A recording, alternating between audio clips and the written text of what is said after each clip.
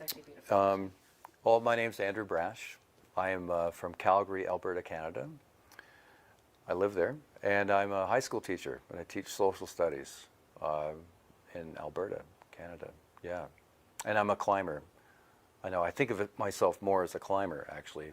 Teaching is sort of what I have to do to pay for things, but and I do enjoy teaching. I like the environment of being in a school. It's the learning part of it, the relationship part. You know, is really it's a nice place to work actually.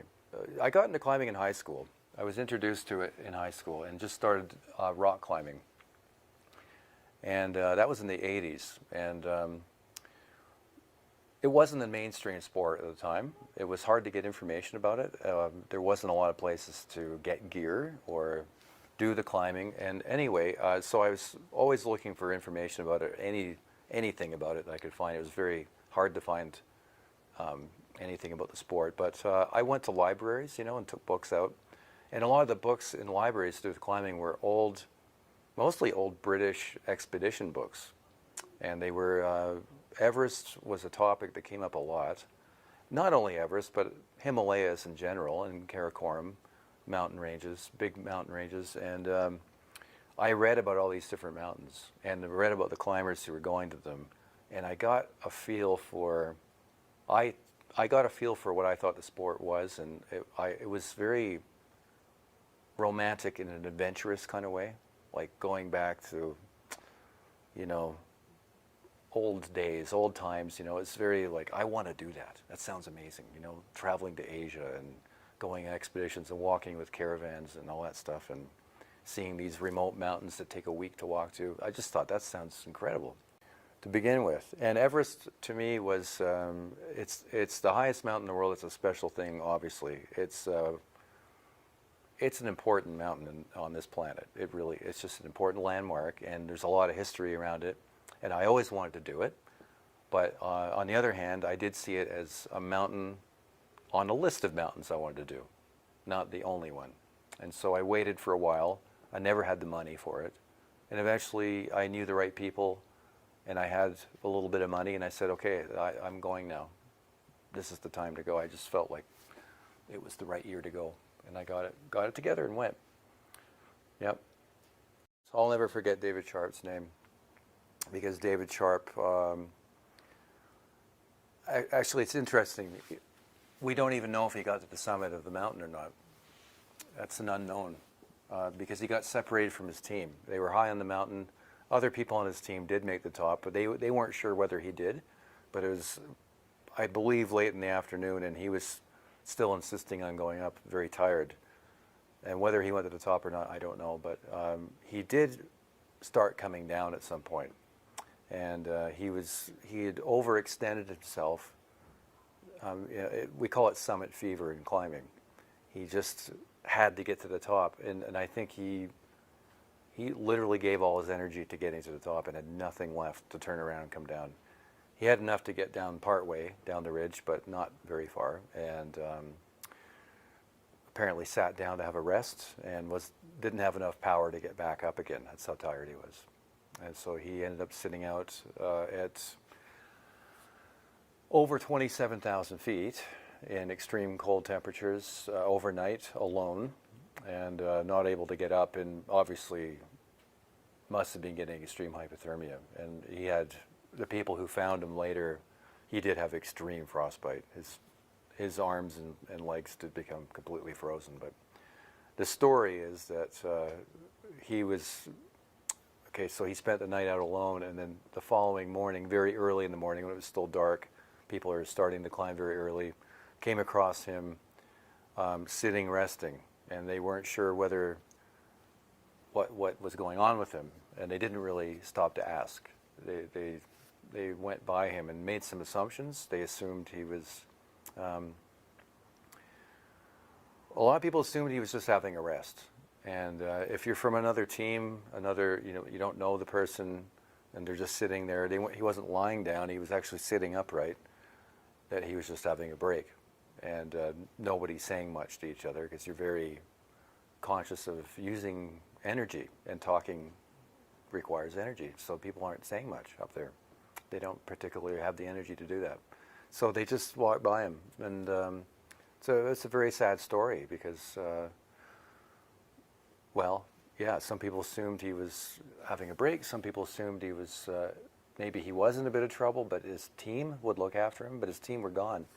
There was nobody to help him. So unfortunately, 40 people walked by him, and he got left there.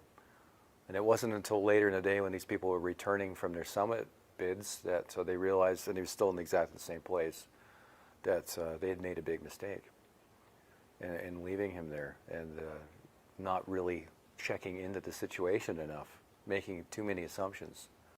In climbing, in a mountaineering expedition, when you're near the top and you've given so much to get there, you want it to happen.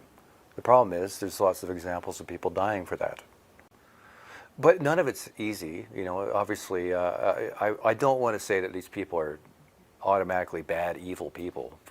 I mean, I'm sure they regret what happened and would love to have that day back again, but we're at high altitude, very high altitude, and you're not your normal self. I'm not going to say clear thinking self because I'm not always clear thinking, but you know, you are impaired at that altitude.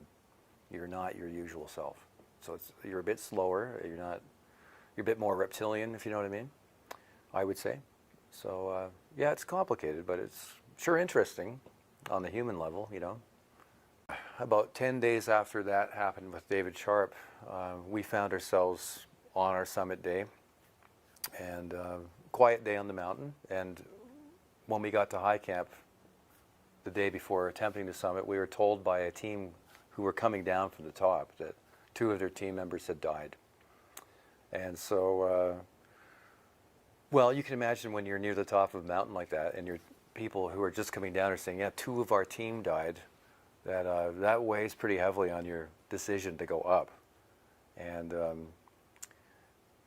it was very hard to keep going forward after hearing that. And you know, you're questioning yourself, saying, am I being foolish? Am I making the right choice here? Is this a dumb thing to do? You know, and you're not completely sure. But the good thing, I think, for our team is that we were quite experienced, and we all decided that that if we didn't like the conditions, if there were reasons to turn around, that we would. And although I have to say that it was a big mental fight in a way to go up, that we had put so much time and energy. It was our second time up on that trip. We'd put so much effort in, and physical effort, you know, and then the financial thing. You know, you do forget about that once you're up there, actually. But there's a lot behind the trip to get you to that point that you don't want to turn your back on. There was a lot of sunk costs at that point, and to turn around was a horrible thought, I have to say. To say, well, I'm going to turn around now after that news. I wanted to see for myself and be able to assess the situation myself and decide when I got there. So we did go through it. Yeah, we climbed through the dark and through the night, and we passed David Sharp. I'll never forget that. He'd been dead for about 10 days at that point. He was sitting there in his famous pose, just sitting there, and you have to step over his legs. Yeah, we went through all that, and we were out, and it was getting to be daylight, and we were past all that horrible stuff, and it really felt positive, you know, as the sun was coming up and the view opening out. Oh, it's just unbelievable, you know. I felt this thing, you know, like a wave pass through my whole body kind of thing, like, oh my God, we're going to do this, you know, that feeling. And I think about 10 minutes after that, we found one of the guys from the day before who had been reported dead. And he was not dead. He was still just clinging to life up there. He was just hanging on. And he was able to speak to us a little bit when we got to him. And it changed the day, obviously. We got completely diverted. We were on our way to the top, and we met this person who we found out was Lincoln Hall. And he had been reported dead to us by his team the night before. And I guess he wasn't quite dead. He was in awful condition, and he had been unconscious the night before. And I'm not ever going to accuse his team of leaving him behind, thinking they could help him. They did not think that. I met them, I know that. And Lincoln believed that later too. But pretty horrible situation. But so we were taken off of our goal. You know, we were completely taken down a different road at that point, and we helped him. We had to help him. We had to help him. He was right in front of our faces, dying, and we didn't have to talk about that very much. In fact, not at all. We just. It wasn't a fast process, a very slow process, but we helped him over a period of hours, and we got him going again. We got him repaired enough so he could get down, and we organized things so that we could get him down, and yeah, I didn't end up going to the top of Everest that day, but we did help a man survive the mountain who people thought had died. It depends on your beliefs and values, of course. We have a lot of different people out there in our societies. You know, some people are quite ruthless and don't mind walking over other people to get what they want. We see it all the time. And there's other people who are not okay with that. I don't think this is exactly a case of that, but you know, society's values have entered the climbing world too, of course. It's a microcosm of society at large. I was angry. I was angry at him. I said, how could he? I said in my own head, how can he do this to us right now? We're right at the top, but we can't go up there. Yeah, and that's just the honest truth, you know. I was angry, and even after the climb, I was still